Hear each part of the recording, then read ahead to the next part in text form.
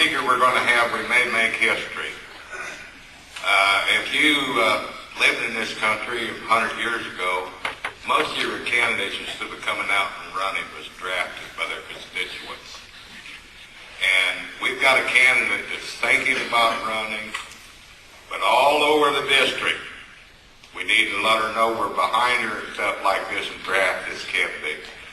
So let's make history and let this gal know we're backing her. We need her to run for state representative like, federal representative like Bob Kaufman pointed out, and different people from different counties here will talk to you about her. Mariannette Miller-Meeks, can we have you come forward and speak to us? You may be a candidate before you leave. That's our way. I don't like old things.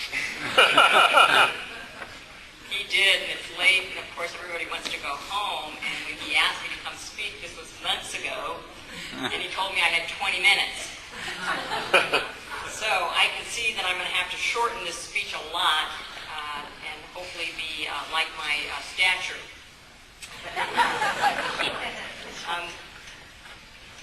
It's a great personal and political risk that I do this, and were I currently running, if I were a gubernatorial candidate, my campaign manager would be back there waving their hands and time out and don't do this.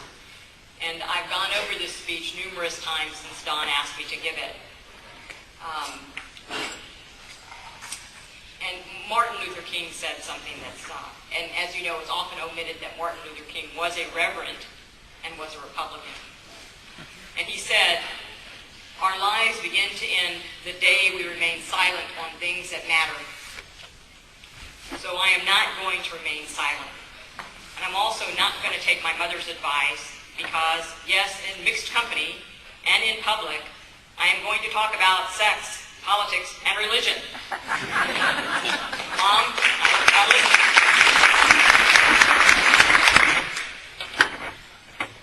The reason I could remain silent is because it would probably be better for me to do so. The reason not to remain silent is because if we do not traverse the divisions within our party, the consequences of that to our nation are far greater than any personal or political sacrifice I may make. What are those divisions and what are those sacrifices? We currently divide ourselves, and you've heard on the radio that we have social conservatives and fiscal conservatives and constitutional conservatives. And when it comes to Constitution, I'll throw this in for Don. You may not know this about Don, but that man knows more about history and the Constitution than any person I know. He has a tremendous intellect, which is often disguised under his appearance and demeanor. So that's my plug for Don, so I hope I make Don. And our social conservatives, we've heard the past 8 years about abortion and nothing happening on abortion. And we feel that we've been betrayed by our party leaders and those within our party and our politicians. Now this is the shocker. We heard after the last election about our party platform and making candidates sign that they agree and have read the party platform.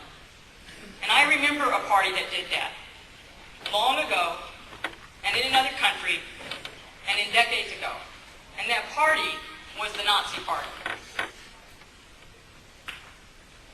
Our party platform in the 70s, when we had many people joining, in the 60s, 70s, and 80s, and when some of our former legislators who have now left and are now being told they're not good enough to be in our party, the party platform at that time was pro-choice.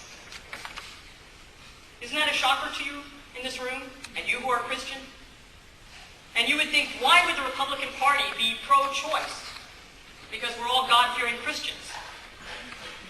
Because the true tenets of our party are personal responsibility, small and limited government, reduced federal government, and not the expansion of government. Because those are things that are constitutionally driven.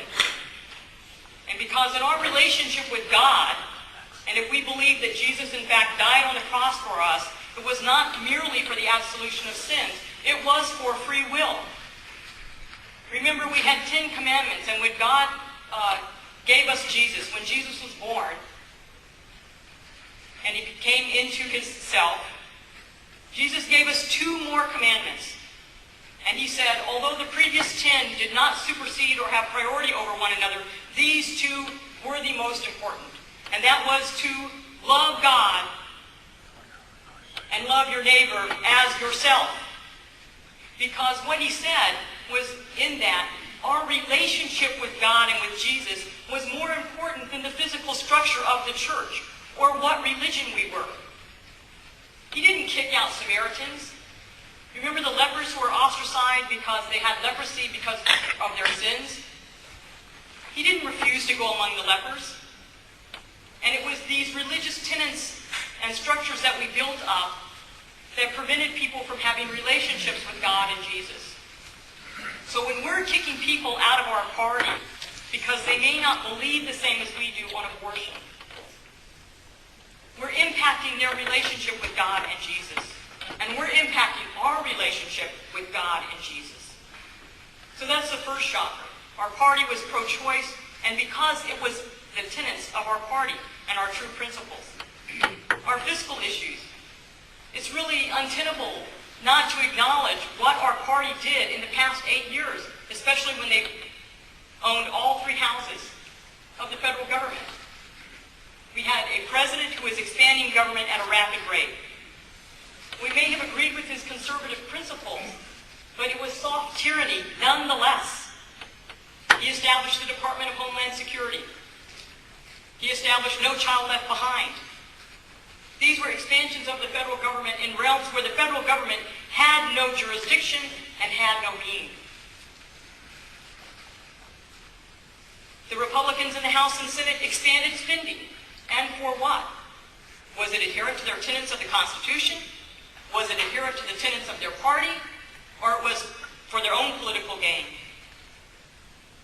And then we had constitutional conservatives who saw this abolition of their constitutional rights.